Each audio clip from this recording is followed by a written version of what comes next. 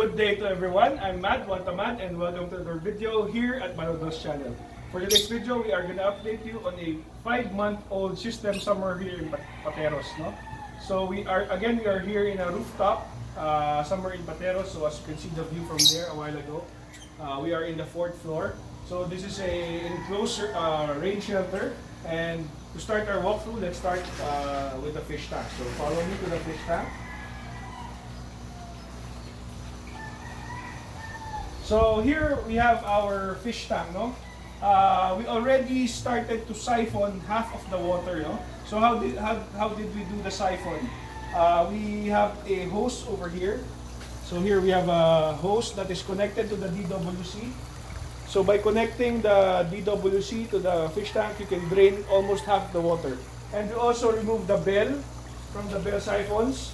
So the level of the gravel bed will always be on full level, so we don't waste water. Okay. So why did we reduce the water? Because later we'll try to harvest some of the tilapia. But before we do that, let's do some basic maintenance. Okay. So as you can see on the side of the fish tank or tilapia fish tank, you can see some algae growth over here, no? So we don't want the algae to grow on the sides of the tank, no? Because the algae will rob the lettuce of nutrients, no? So by simply using the same water here in the fish tank, we don't use soap, you can use a brush to scrub off the algae buildup here in the sides of the fish tank. Because our fish tank is gel coated and smooth in the inside, the algae will not stick to the tank, no? So it's very easy to clean. So a simple maintenance of cleaning the sides of the wall of your fish tank prevents the algae growth on the side, no? So again, the algae, you don't like the algae to grow in your system, no? Okay, so we'll continue that later. And then let's try to look at the sensor here, no? So before we start, I don't know if the camera will reach it. We'll wait for the cameraman to...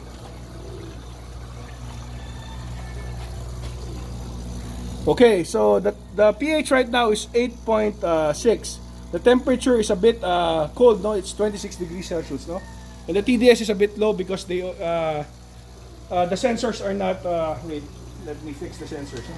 They're already on top of the water. Okay, so again, the pH is 8.6, the temperature is 26 degrees Celsius, and the pH is 220. No? So, sorry, the TDS is 220. So the TDS is a little bit low. So we can minimize the filter cleaning to bring it up to 300. No? So now we try to catch some of the fish. No? Okay. By using the cover of our fish tank, our net cover, it doubles as our net divider, no? So by placing it inside the tank and bringing it down to the level of the fish are herded or are in one corner, no? Placed in one corner. It's easier to catch them in one corner. No? So let's try to catch a big one. Okay. See if this is already, it's around 250, I think, to 100. So Filipinos, they don't like the big tilapia fish, no? They like it small, at around 250 to 300 grams, no? So when handling tilapia, you have to be very careful of the spikes, no? Again, they have spikes on the sides, so you hold them by the head, no? So you have to be very careful, no? The spikes are very, very sharp, see? When they're fully deployed, they're very, very sharp. So we have a live well over here, so let's put one there. So we caught some fish a while ago, no? So now we'll go to the weighing scale, no? So our live well is just a bucket with a air stone we borrowed from the fish tank a while ago. Again, let's try to see how many fish we caught a while ago, no? So we have already caught some a while ago, so we'll put it in a basin, no? So this basin has ice, but the ice already melted, no? So do you mainly process your fish you can use ice to put them down to sleep slowly, no? So let's get some more over here. So these are 5-month-old fish, no? The usual harvest is around 6 months, no? But at around 5 months, we already get some of the fast growers, no? We reduce the population, no? Because we have 100 red tilapia here, no? So it's around, let's count. Let's see how much they weigh, no? So we have a container here that's pressed there to make sure it's zeroed. Then we place our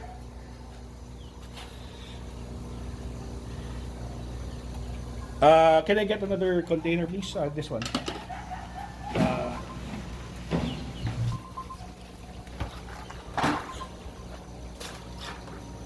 So let's not include the weight of the container. No? Let's press there. I think this is a bigger one. So let's transfer it here. Press there. And then add our fish. Okay? And remove some of the ice. Let's not include the weight of the ice, okay? So it's around 2 kilos, no? So 1, 2, 3, 4, 5, 6, 7, 8 pieces is around 2 kilos, no? Again, to slowly put them to sleep, we add ice to it, no? So you can put this in a freezer, or you can add dump ice into that, no? So we'll return to the fish later. Okay, now let's go to our plants.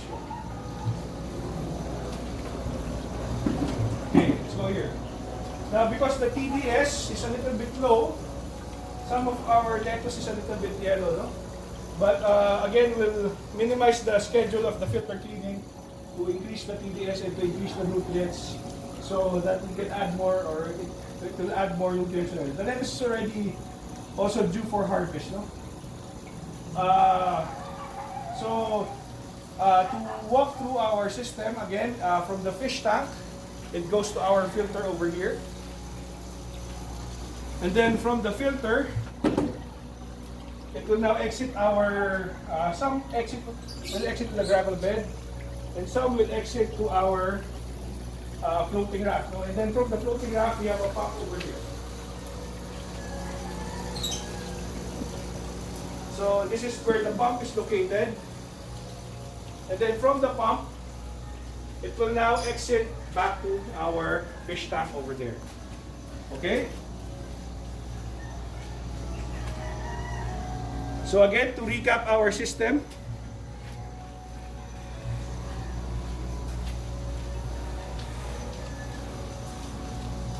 Again, this is a 5-month-old system.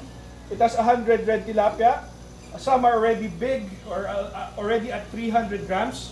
The Filipino likes their tilapia at around 250 to 300 grams. No? They find the 1 kilo or the half kilo size a little bland in taste. No?